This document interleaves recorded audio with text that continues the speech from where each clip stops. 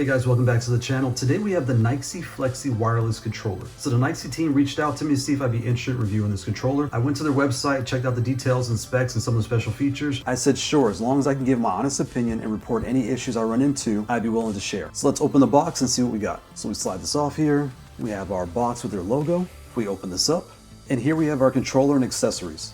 We have a welcome card with all the socials and details. Here we have our pack of accessories.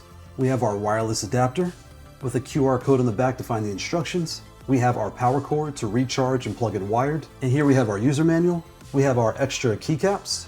All right, so let's open our controller and get this stuff out the way. So here we have our Nyxi wireless controller. So look in here, we have our adapter, and I put Velcro here. I like to put Velcro on the bottom to keep my adapter so I don't lose them. So this is your standard wireless USB adapter, and it has a QR code here to view your manual.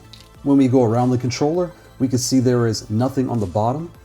There is nothing on the right, nothing on the left. The front has your charge and wired port, your left, right bumper, your triggers. On the bottom, you have 4 pads. You have 2 small on the top and 2 larger on the bottom. You have your reset button and your LED change color button. So when you're using this controller, you can press this button here and cycle through the different colors and options. Now, when you look at the top, this looks a lot like a standard Xbox controller. So you have your joystick here, your power button here, you have your share button, your start, your memory to program these buttons here on the bottom, and your turbo button. If you like to set turbo and activate those things, you can do it there.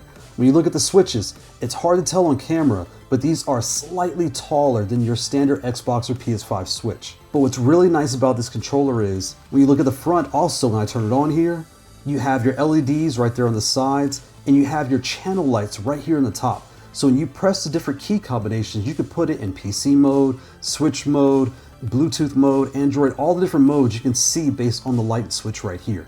Now what really makes this controller special is this top. You just put your finger, just lift it right up, and you have a magnetized metal top that just snaps right on the controller.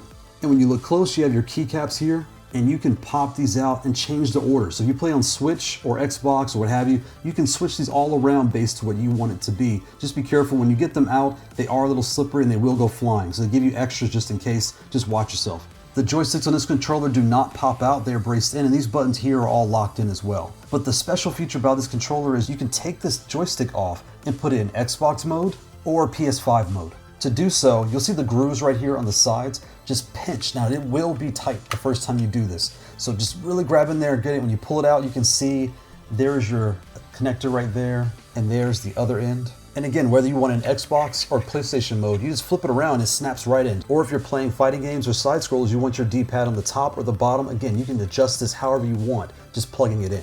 Pop it in, set it firm, take the top, and it snaps right on. So this controller does come with Hall effect joysticks and Hall effect triggers. So that should hopefully prevent any drifting and give you a long life of use. So on the bottom, you have your 4 mappable buttons. Now these buttons here, for me, the top 2 were a little small and I didn't really need them. I have big hands. I wear a XXX riding glove, so my hand kind of swallows this controller. But I have my sons, I have 2 twin boys. I had them try this out. And for them, one noticed, hey, this felt fine. The other didn't use it at all, so he didn't really care. But I think if they got rid of these tops or just kept the bottom, that'd be fine. But hey, you have extra ones, that's perfect. This controller does have vibrate functionality, and if you're using this on the Switch, it does have the 6-axis where you can rotate the controller and play the game as well. So when it comes to issues, when I first took it apart, I popped the top off and I switched the directions around, and when I put it in, up was down, down was up. So I thought, hey, what did I do? Well, I didn't push it down all the way because I was kind of nervous figuring out how to work this. So when you do it, don't be afraid. Pop it right out, flip it, push it right in, and set it good. You won't have any problems. We've done it, honestly, maybe 20 times since then. I've had 0 issues, but the first time, it did kind of throw me off. And again, your buttons, be careful. As a brand new controller, everything's stiff because it's just got put together. So when you pull these out, you're gonna kind of wedge them to get them out. And they may go flying because they are slippery. But after that, every time you change them out, it's very smooth and easy. So just something to think about. So this controller does look like an Xbox controller. And again, when you're holding it, it feels similar. The handles are a little bit thicker because what's inside, I guess. And the joysticks are slightly taller than an Xbox or PS5 joystick. So you will notice when you first grab it, things feel a little bit taller and they feel a little bit beefier. My son was telling me, hey, this feels a little thicker. But once you play, my other son didn't care. He was having a good time. So like any new controller you get, you will adjust to get used to it. Just something you'll notice when you first take it out the box. So when you look at the details for this controller, it's made for Switch, iOS, Android, and PC. So we played with this controller fully in wireless mode. We didn't use the wired mode at all and had no problems. Like the lag was not there. It felt just like you're using a regular Xbox or PS5 controller. We were kind of shocked. And what was really special was I have tons of adapters. So I have the Brooks XB3 that I've had since summertime, and I just got the Wingman FGC2 for PS5.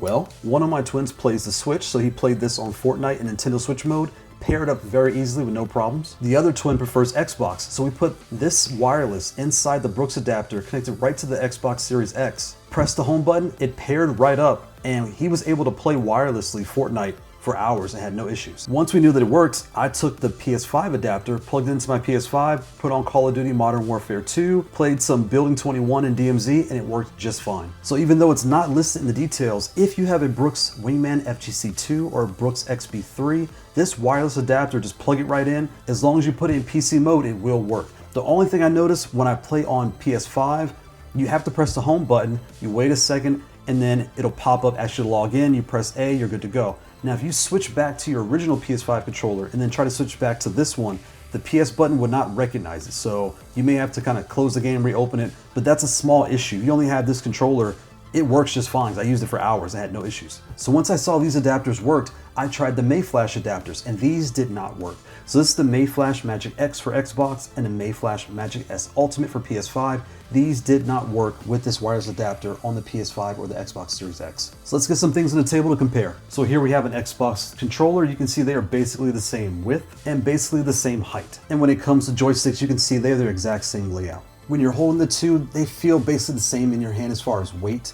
Again, the joysticks, these are a little bit lower, these are taller, and the hand grips, these are a little bit thinner, and these are a little bit thicker as far as the part you grip. But after an hour or two of use, you don't notice. They feel pretty much exactly the same. And the D-pad might be a little bit bigger, but again, after an hour or two of use, you really don't notice. You get used to it. Here we have a PS5 controller. This controller is barely wider than the PS5. I mean, again, they're basically the same. When it comes to height, I guess the grip from the bottom to the end of your hand, whereas the grip down here to the bottom of your hand, this is longer, so it does kind of sit more in your hand. This is just like an Xbox controller. It's the same, pretty much same length. And the height, you can see they're basically the same height. And when you compare the joysticks, you can see the PS5 is a little bit wider than the Nyxi. When it comes to weight, the PS5 controller is a little bit heavier, but I mean, again, they feel basically the same. So that's the nyxiflexi wireless controller. If you need a wireless or wired universal controller, I think it's a great option. It has a nice build. I love you can switch these around and flip these over. The buttons all snap in and out. The Hall effect joysticks and triggers are really nice. Even though it's not listed, being able to use a Brooks Wingman FGC2 or Brooks XB3 for Xbox and PS5 with their wireless adapter was really nice. The build quality felt great. I had the kids play around with this, and of course they dropped it and played different things with it, and we had nothing break, nothing go wrong so far. Again, we're only about 10 hours in, a little bit more than 10 at this point, but we were able to play, have a lot of fun. We didn't feel any lag as far as not being able to play or feeling like something's off. Everything felt normal and fine. And again, we're using adapters mostly, so we spent most of the time on PS5, Xbox, and this wireless adapter here, and everything played smoothly. The Switch, we played with that for a very long time. That played smooth as well. So this is my first controller from Nyxi, and I think it's a really good buy. I think, again, when you take this apart, when you flip these around, just make sure you take it off and set it firm, and you won't have any issues. When you take these buttons off, they are slippery the first time, so they may go flying. So just watch out. As soon as you put it back in, you'll have no issues. But outside of that, we've had a good time playing with this, and everything's worked. And if you're the type to switch consoles from PC to Steam Deck to iOS, Android, all the things, it worked fine for us, and I think you'll like it. Thanks, Nyxi, for sending this out for review. Thanks for watching. Bye.